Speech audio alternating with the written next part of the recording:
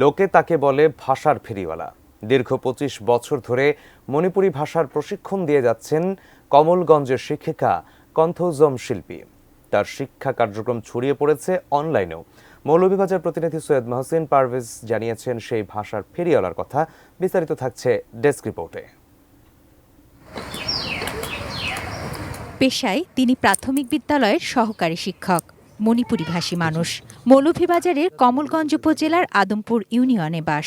তার সম্প্রদায়ের মানুষ মাতৃভাষায় কথা বলতে পারলেও লিখতে বা পড়তে সাবলীল নয়। দীর্ঘ ২৫ বছর ধরে তার ভাষা সংগ্রাম মাতৃভাষার মণিপুরীরা যেন পড়তে ও লিখতে পারে। ছুটির দিনগুলোই তিনি বেরিয়ে পড়েন ভাষা শিক্ষার স্কুলে। মণিপুরী সম্প্রদায়ের মাতৃভাষার নাম মৈথৈ ভাষা। স্কুলে এমনকি বাড়ি বাড়ি গিয়েও চলে তার বর্ণ পরিচয়ের ক্লাস। মণিপুরি কোন বর্ণের সঙ্গে কোন বর্ণ হবে কন্থৌজম শিল্পীর কাছ থেকে শিখছে শিক্ষার্থীরা। গ্রামের বয়োজ্যেষ্ঠ নারীদের নিয়েও মাসে একদিন ক্লাস করেন কন্থৌজম।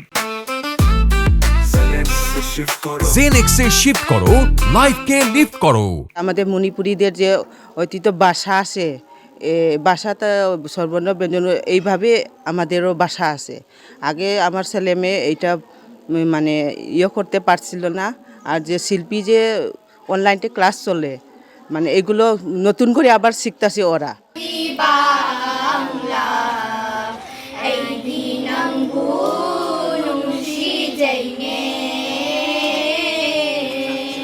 তিনি তৈরি করেছেন ভাষা শিক্ষার ভিডিও, যা তিনি নিজের হৈরোল পেজ বা ইউটিউব চ্যানেলে হৈরোল বিডিতে প্রচার করেন। মণিপুরী সমাজের সব বয়সের মানুষ তার অনলাইন ক্লাস উপভোগ করেন। আপামর জনসাধারণ তাদেরকে আমরা শিক্ষা দিচ্ছি, যাতে আমরা এরকম করে সরকারের যে একটা পদক্ষেপ, এটাকে আমরা ইনক্লুড করার জন্য সরকারের কাছে দাবি জানাই যে আমাদের মণিপুরি ভাষাটা যাতে আমাদের মণিপুরি যারা শিশুরা আছে তারা যাতে শিক্ষার সুযোগটা তারা নিতে পারে।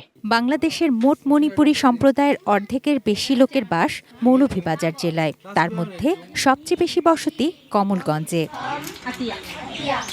তুনাজিনা তনু, ডেস্ক রিপোর্ট, এটিএন নিউজ।